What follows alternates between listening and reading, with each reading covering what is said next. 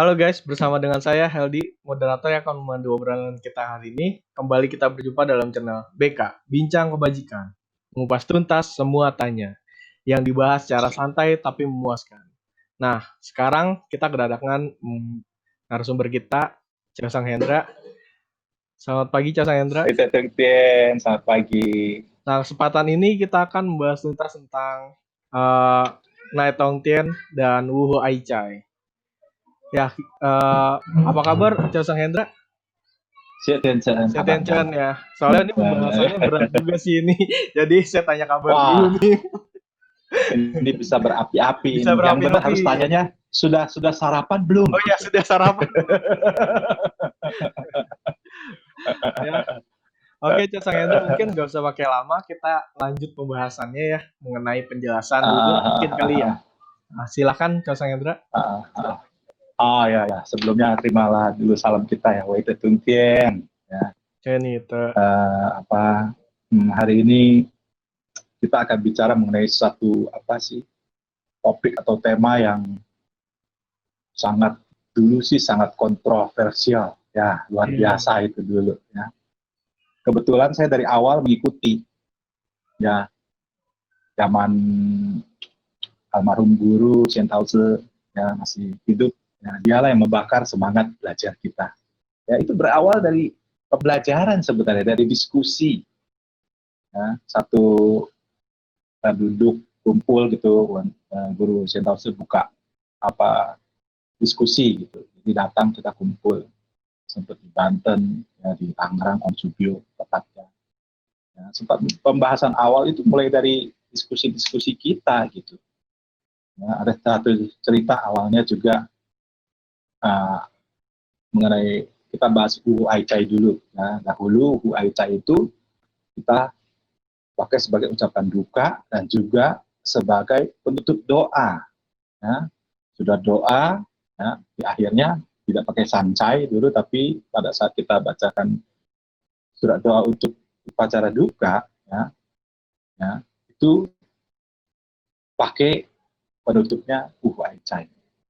Sempat waktu itu guru menjelaskan seperti ini, jadi, masa kita sudah doa bagus-bagus mohon kepada Tuhan ya, sudah dirancang kata-kata puji-pujian bahkan kepada yang meninggal itu ya kan, mengingat jasanya, mengenang ya, tapi ujungnya Wu Ai Chai gitu. Oh, sungguh menyedihkan ya kan. Tepat juga ternyata ya, pernah kejadian itu pun siapa saya lupa ya, nanti saya akan kembali. Jadi dia mengadakan upacara buka ya, sembahyang Maisyong kalau tidak salah. Jadi pas dia selesai bersembahyang daerah Jakarta ya, ada seseorang yang menghampiri, bukan umat kita, tapi orang itu paham bahasa Mandarin. Orang itu bertanya, ya orang meninggalnya kenapa? Salah dia apa semasa hidupnya? Sampai kenapa doanya disebutkan Ai Chai. Ya, berarti ada sesuatu di situ ya. Itu sebelum zaman kita bahas diskusikan itu sudah ada cerita itu. Ya, ada sesuatu yang tidak tepat. Gitu. Ya, mulailah kita dipancing oleh, saya bilang ya, guru kita memang sang maha beka, saya bilang ya, dia bakar semangat kita. Ayo cari ininya, ayat sucinya atau apa gitu, cari sampai kita buka kamus kita apa gitu ya, khususnya yang sudah biasa mengerti bahasa Mandarin pun dia bahas, dia tanyakan ke ahli bahasa bahkan ya. Dan memang dikatakan tidak tepat ya, benar ya, memang tidak tepat gitu ya, karena kurang tepat, bukan dikatakan tidak tepat, bukan. Jadi kata-kata itu dalam kitab suci itu tidak ada satupun yang mengacu bahwa Wu Ai Chai itu pernyataan ucapan duka ya, apalagi sebagai penutup doa. Kan dibahas, dicari Uhu dan Ai Chai-nya. Uhu ada di kitab Secing kalau tidak salah, itu sebagai suatu pembuka ayat gitu. Kalau Nabi bersabda gitu, dia akan diawali dengan Uhu gitu, baru dilanjutkan bla bla bla bla. Dan kalau Ai Chai itu kalau kita buka kamusnya, kalau salah artinya mengenaskan kalau tidak salah, atau sesuatu yang menyedihkan gitu. Lebih kepada Bahkan diceritakan dulu seperti ini. Jadi ada seorang misalnya, oh rohaniwan, tapi anaknya kelakuannya nggak benar. Orang malah, wah cai, tuh anaknya kok begitu sih? Nah itu yang akhirnya berkembang. Nah sampai 2016 kalau tidak salah itu keputusan mengenai penutupan doa kita kembali memakai sancai pada saat kita melakukan persembayangan, pemakaman atau duka. Nah, itu kembali memakai sancai. Jadi kita memang sesuatu di situ. Tapi ya kaum cocokoi dan yang ngotot tanpa ada dasar kan, sedangkan kita diajarin almarhum guru untuk apa? Bicara ada dasar kitab suci atau ada literaturnya yang dapat kita pakai sebagai bukti gitu. Asal ngoceh, jangan cocok-cocokin saja gitu. Tapi sampai sekarang ini tetap ada yang kekeh kalau bahasa apanya ya, bahwa masih harus pakai itu. Nah, tapi cakapnya berjalan gitu ya. Kita masih sering waktu itu kalau diskusi gitu. Dan kalau sudah di medsos atau di mana itu udah di apa sih medan perang ya. Hari ributin masalah itu gitu. Sedangkan yang kita ajukan itu bukan kata kita ya, bukan kita ngarang, bukan kita ngada-ngada. Semua dari para wense seperti Wense Puri atau siapapun yang waktu itu ikut nimbrung di situ, Wense Handi waktu itu menyampaikan Pak, kita yang sampaikan itu ada dasarnya, ada ayat sucinya. Ini loh sucinya, buka nih, lihat, baca. Gitu. Ya, bahkan dari guru juga, saya tahu saya juga ada kepada kita, pakai dasarnya. Apalagi kalau udah pakai ayat suci kita, orang nggak bisa apa sih menyangkal atau menyanggah gitu. Nah, tapi pada kenyataannya apa? Tetap ada yang tetap dia nggak bisa dong. Itu kan kebijakan dari yang terdahulu. Katanya.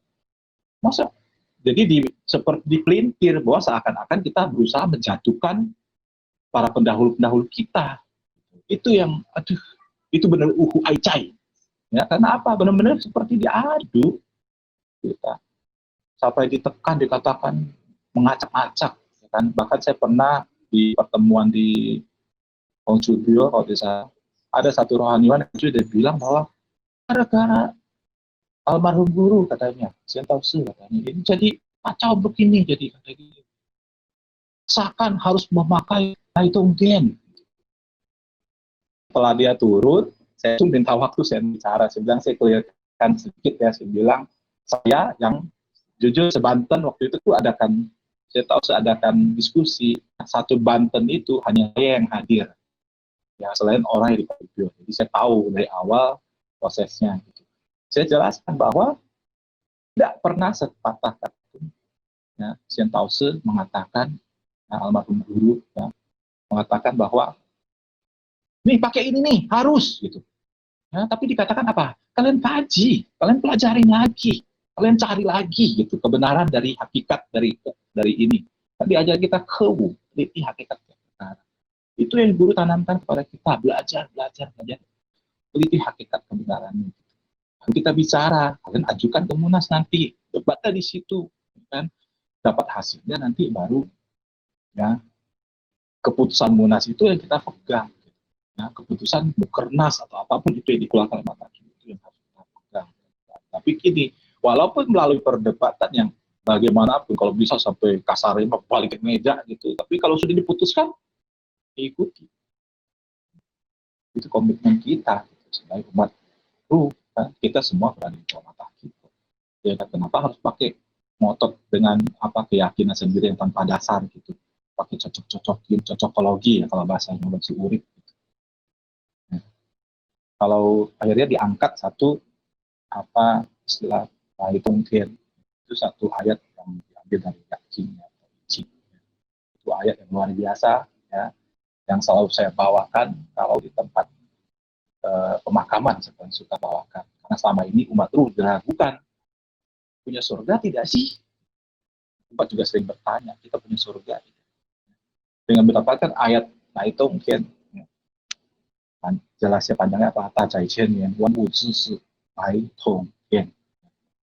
Jadi kalau kita bawakan ayat itu dengan suara yang kencang di pemakaman dengan penjelasan bahwa umat ruh tahu jalan pulang. Umat ruh itu punya surga. Kayaknya membuat orang yang hadir, ya umat yang hadir, bahwa baik yang seiman dengan kita maupun yang tahu kita akan menoleh, akan seperti terbelalak, terperanjat kalau saya bilang ya. Karena selalu saya bahayakan dengan volume yang saya sengaja besarkan.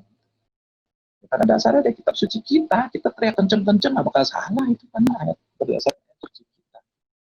Ini seperti satu doa harapan, penguatan iman, itu satu ayat yang kita pakai untuk ucapan pada saat orang berpulang. Jadi benar-benar setelah mengetahui ayat itu nyambung. Sampai dikatakan tahun tahu si segeri pagi dengar jalan suci, sore hari pun berpulang pun ikhlas. Mau ikhlas gimana, kemana aja jadi tidak tahu sama ini ya kan. Setelah jelas dengan ayat ini dibeberkan, dikaji, ya, diartikan dengan cara jelas gitu, orang jadi mudah paham, mudah mengerti. Umat kita jadi makin teguh. Benar-benar pada saat berpulang tuh ikhlas. Ya, pemahaman yang guru tanamkan pada saat itu ya dari pembelajaran kita juga jadi kita paham bahwa bagi umat Bro atau umat Konghucu, kematian itu bukan sesuatu yang menakutkan, bukan sesuatu yang harus kita sedihkan sampai ya sedih pasti karena kita berpisah secara fisik dengan orang di sekeliling kita, dengan keluarga kita, dengan istri, dengan anak, suami. Memang akan ada rasa sedih, tapi yang paham akan firman bahwa pada kita akan berpulang, Mai Tong Kien, ya, kembali kepada Tuhan. Ya, kembali kepada Tuhan. Jadi kalau bahasa saya untuk menjelaskan ini kepada anak-anak muda, paling gampang bilang apa? Kita ngeblend lagi loh dengan Tuhan. Satu, bukan di sisi. Itu gaya guru untuk menjelaskan. Bukan di sisi, kalau di sini nanti panjang surganya. Ini kita ngeblend bersatu. Jadi kalau yang sudah paham akan firman itu, akan merasa rindu untuk berpulang. Ya ini yang bahaya, ya. Ini yang bahaya. Maka kalau dikaitkan dengan ayat melepaskan hidup, ya kan? Tapi ya bukan prosesnya semudah itu untuk Tian atau Nai Tong Tian. Gitu. Ya, ada proses panjang harus kita lalui. Kita belajar lagi, ya kan? Harus berpembinaan diri yang baik, yang benar-benar sampai kapan, sampai kita berakhir. Tiap detik dalam kehidupan kita sudah adalah menghilangkan kebajikan, menghina diri kita menjadi lebih baik lagi. Baru pada akhirnya pada saat kita berpulang, pada saat kita firman Tuhan berkata pulang, pasrah kita. Tapi saya sih mengambil pendapat seperti itu. Kalaupun saya dipanggil pulang sekarang, ya, harus ikhlas. Tapi gimana ngelawan Tuhan? Ya, kalau mau dicabut nyawa kita sekarang selesai. Ya kan? Memang banyak anak saya masih kecil. Istri saya masih muda, kerja dia sebelum beres, orang tua saya masih ada, apa-apa. Semua adalah firman. Jadi itu panjang kalau kita cerita mengenai itu, jadi bias ya. Nah, tapi kalau kembali ke pembahasan Hu Ai Chai Nai Tong Kien itu, ya, itu yang saya tak tahu. Gitu. Nah, saya ketahui proses terjadinya sampai heboh, jadi paradoks ya, kebenaran yang dilemparkan akhirnya menjadi membuat lucu gitu dikatakan. Dan harus dicatat bahwa tidak ada sekalipun dipaksakan harus pakai itu. Kalian kaji, kalian belajar. Ya, itu yang benar-benar membakar semangat gitu. Ya, sampai ke daerah Bogor, Jawa Barat, Banten semua. Wah, pembahasannya gila-gila. Bahkan boleh bilang seluruh Indonesia turut partisipasi. Saya rasa itu yang saya pahami mengenai apa sih awal mengenai Tong Kien dan Hu Ai Chai. Oke, Josang, kira-kira saya mau tanya, Josang, di Nai Tong Kien sendiri itu terdapat di ayat mana, Josang ya kalau boleh tahu?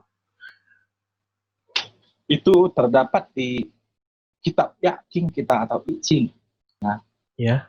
Kitab Yaking atau I Ching, ya isinya adalah Qian Wan Wu Zhi Nai Tong Kien. Jadi Tian itu Ta, Tian kali Qian Maha. Ya. Wan Wu Zhi berlaksa benda asal dari yang terakhir ayat apa? Semua pada Qian atau Nai Tong Kien.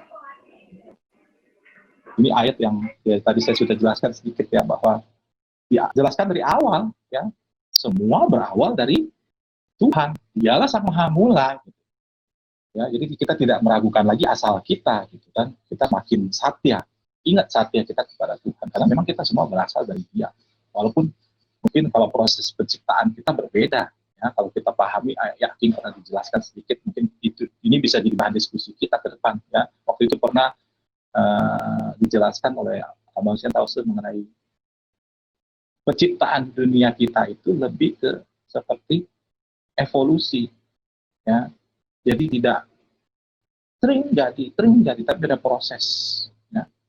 Kalau kita ikutin ayat suci yang diaktifkan sama akan ditangani yo taiji ya. Perubahan itu adalah taiji ya. Tuhan itu yang melakukan perubahan pada awal pergerakannya, perubahan, dan terus berubah sampai sekarang, tidak ada yang abadi kecuali perubahan ya. Nah ini kayak ini di teaching ini memang lebih apa sih, kalau dulu mungkin katanya tabu untuk membahasnya ya, kalau kurang-kurang mampu katanya bisa stres ya, benar ya kan. Memang ayat di dalamnya tuh bahasanya lebih jelimet kalau kata saya ya. Kalau seperti ayat yang ini Pak Caisian Yawan khusus naik ini saya tahu tidak jelaskan dengan kan artinya bagus banget ya. Ya, tapi kalau sudah artinya sudah dapat detail seperti itu, akan berkembang gitu, mudah untuk menjelaskan, orang akan paham, lebih mudah paham gitu. Ya, bahkan umat sekarang ada beberapa umat bilang, oh ternyata kita ada surga ya, selama ini kita ngawang-ngawang katanya.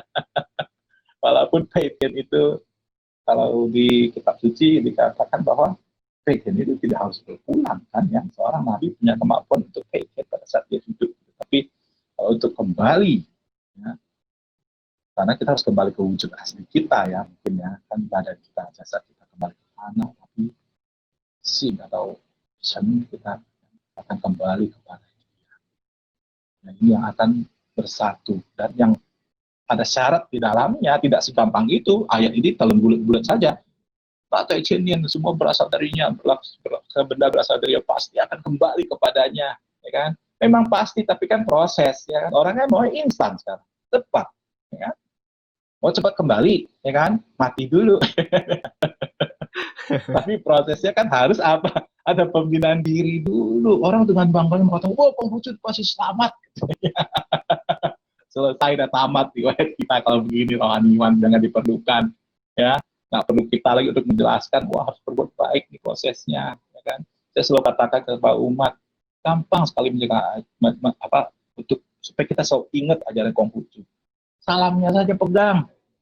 Oh itu penting, senior kita. Kita pegang.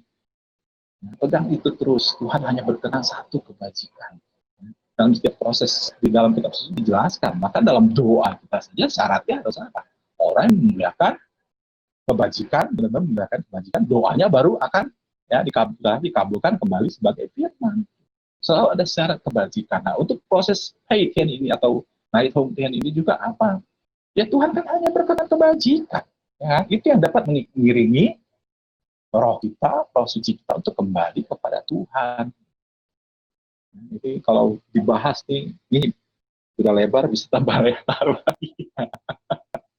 Tapi intinya kita nikmati saja prosesnya ya, jangan sampai jadi suatu beban bagi umatku. Ya.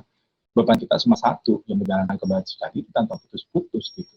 Dengan harapan ya kita dapat mendoakan leluhur kita, ya kan ya. Tugas kita adalah itu kan, mendoakan leluhur-leluhur kita yang terdahulu dapat gitu.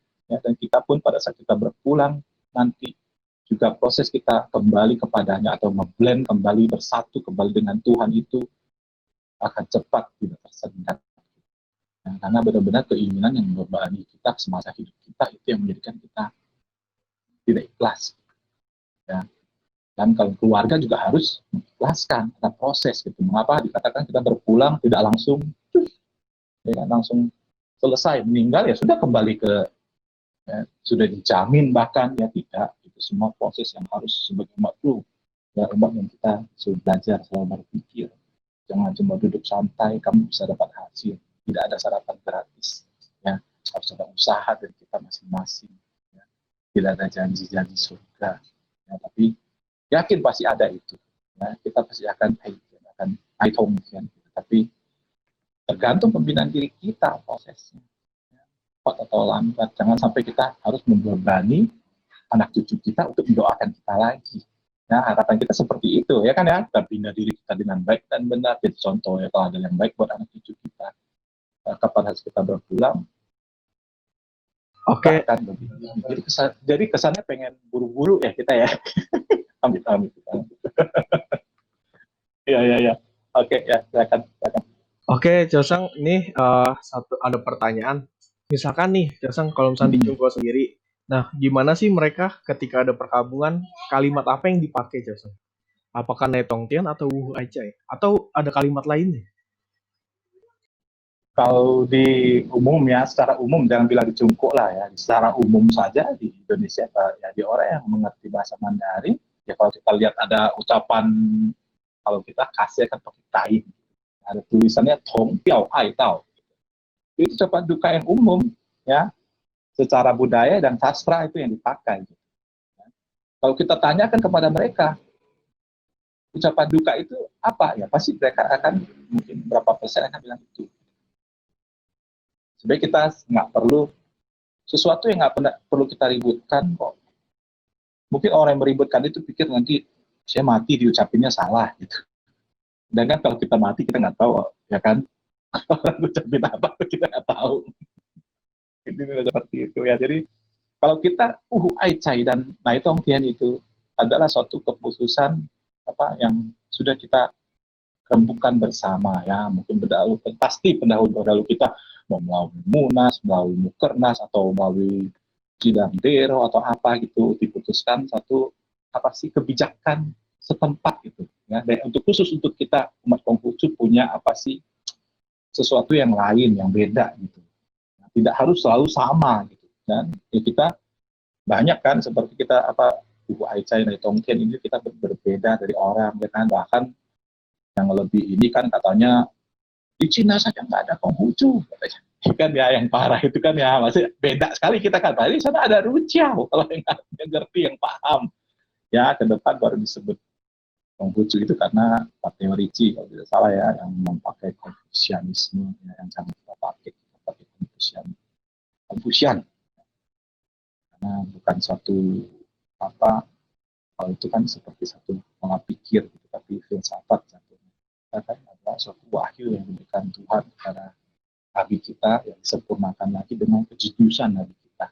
Ya, maka Nabi kita katakan sungseng ya, sampai puncak kenabian. Karena tidak semua Nabi mencapai puncaknya. Nabi kita mencapainya apa? Karena apa? Nabi kita itu jenius. Nabi kita itu bisa baca tulis, dia jenius. Dia olah lagi wahyu dari Tuhan itu dia kembangkan sehingga lebih gampang, lebih mudah dimengerti oleh manusia pada umumnya.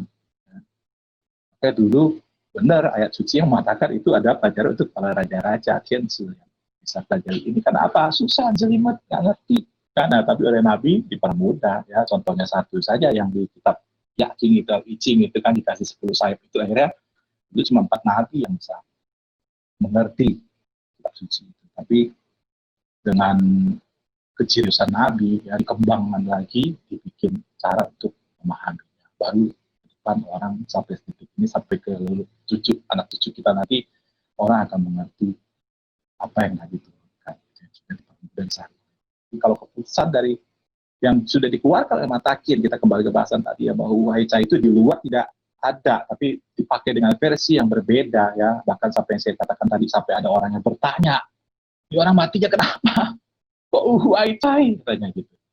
Ya, berarti kan ada sesuatu ya kan ya memang di luar tidak dipakai untuk ucapan duka tapi lebih menyayangkan seseorang yang tidak terbina jalan suci atau tidak beruntung atau apa gitu. Ya, tapi kalau sudah keputusan yang dikeluarkan oleh Matakin ya kita semua sebenarnya ya patokan kita Matakin kita manut nurut gitu suatu keputusan gitu tapi dengan catatan bukan tidak mungkin suatu saat nanti ada yang akan mengkaji, mempelajari lebih dalam lagi, ya kan, dengan dalil yang tepat, dengan ayat suci yang tepat, ya kan, akan ada perubahan. Ya, kita umat Konghucu itu dituntut untuk terus berubah, high walk, Ya, dengan cara kita apa? Dengan kita teliti hakikat perkara, dengan kita belajar. Kalau tidak berubah itu akan ketinggalan. Ya, jadi pesan saya itu ya, apa yang sudah dikeluarkan oleh Matakin, dikeluarkan oleh Matakin, keputusan yang sudah dikeluarkan kita turuti. Walaupun pada akhirnya ada perbedaan dengan mungkin di sekeliling kita atau yang mungkin di negara asalnya. Ya, itu saya. Oke, baik Coseng. Nah, berarti kalau boleh saya narik garis kesimpulan ya Coseng, di antara dua Wu Aice dan Nai Tongtian ini adalah dua kalimat suci yang mempunyai makna masing-masing, bener ya Coseng? Betul.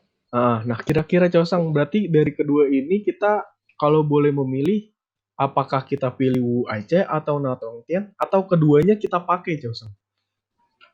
Kita pakai keduanya sesuai dengan keputusan yang sudah dikeluarkan oleh Matakin. Oke, berarti jadi ada cara pemakaiannya kan sudah juga diberikan di situ. Istilah Uku Aica digunakan keduanya baik pada surat doa sembahyang leluhur ya maupun di penyampaian warta kala ada saudara seiman yang meninggal ya. Kondisi saudara seiman yang telah kembali ke hariban kebajikan kian terwakili oleh itu. Ya, sedangkan seruan ikut berbela-sungkawa terwakili oleh Uku Aica. Kita pakai dua-duanya dengan pemahaman yang harus kita mengerti bahwa kita pakai ya intinya dari yang Nai Tongtian itu untuk menguatkan iman kita juga ya ada suatu Nai Tongtian semoga ada doa di situ ada harapan di situ. Ya untuk Waichai seperti kita dikatakan turut berbela-sungkawa merasakan kesedihan merasakan ada sesuatu yang disayangkan dari kepulangan orang tersebut. Oke, baik. Terima kasih, Cosang. Nah, Cosang, mungkin ini terakhir ya. Mungkin ada sedikit kalimat closing, Cosang, untuk pemirsa BK. Di kesimpulannya, ya kesimpulan dari Wu Aica dan Nai Tongtian ini. Jadi kita kesimpulannya apa tuh, Cosang? Gak perlu berdebat atau gimana, Cosang? Jadi jangan katakan berdebat. Iya. Kalau debat itu bisa tanpa dasar, ya kan ya. Tapi maksudnya gini, teladanilah Nabi. Nabi selalu ajarkan kepada kita, selalu ajarkan kepada kita. Kita umat sebaik manusia itu dituntut untuk kaiko, ya berubah. Dengan apa? Dengan dasar yang Nabi berikan kepada kita. Dengan kita awali dengan kita selalu teliti hakikatnya perkara, dengan kita belajar, kita cari dengan datanya. Kita teliti kebenaran dari setiap masalah dalam kehidupan kita, ya. Bukan dengan tanpa dasar, bukan dengan katanya, dengan cocok-cocokan, psikologi, gitu, kalau kita tahu. Tapi kita benar-benar kita teliti, kita pelajari. Nah, tapi kalau pada satu titik apa yang kita tadi yakini tidak ada kebenarannya, ya stop sampai di situ, ya kan? Itulah benar-benar kita orang yang jadi legowo mampu menerima. Gitu. Ya jangan harus semua ya kan? Tapi tidak ada dasarnya. Tapi kalau kita dengan dasar itu teliti hakikatnya perkara kita belajar, kita kaji lagi kita ini akan menghindari kita dari debat kusir dengan dari gitu bersifat kukuh di dalam kehidupan kita, tapi kita makin menjadi pribadi yang akan lebih berkembang lebih baik lagi. Dan jangan selalu menjadikan suatu niat baik seseorang bisa dipelititkan sampai menjadi sesuatu yang buruk. Nah, kita jauhi itu sekarang. Bahkan di Matakin pun sekarang kalau saya bilang sistemnya sudah tidak konfrontasi lagi ya untuk menghadapi masalah-masalah di luar dengan umat lain pun ya kita lebih ke bergerilya, kembangkan kebajikan dalam kehidupan kita, tunjukkan bahwa kita bisa menjadi teladan. Nah, itu yang sebenarnya selama ini mungkin kalau kita kelompok BK itu kelihatannya kacau gitu, tapi kacau kita itu terstruktur, terarah, tujuannya satu, demi kebajikan, kemajuan dari ajaran Konghucu di Indonesia ini khususnya. Iya, oke. Himbauan dari saya. Oke, terima kasih Cosang Hendra. Luar biasa sekali pembahasan kali ini ya. Mungkin kita udah sampai di ujung acara nih, Cosang. Saya mau closing dulu. Ya, terima kasih Cosang Hendra atas penjelasannya. Buat teman-teman, Sama-sama. Terima kasih. penonton setia Bincang Kebajikan. Jangan lupa untuk like dan subscribe terus channel Bincang Kebajikan. Nah, tetap di rumah aja, stay safe, stay healthy, and stay at home. Bincang Kebajikan, mengupas tuntas semua tanya. Wih, tungguin. Share ya kita. Lancar.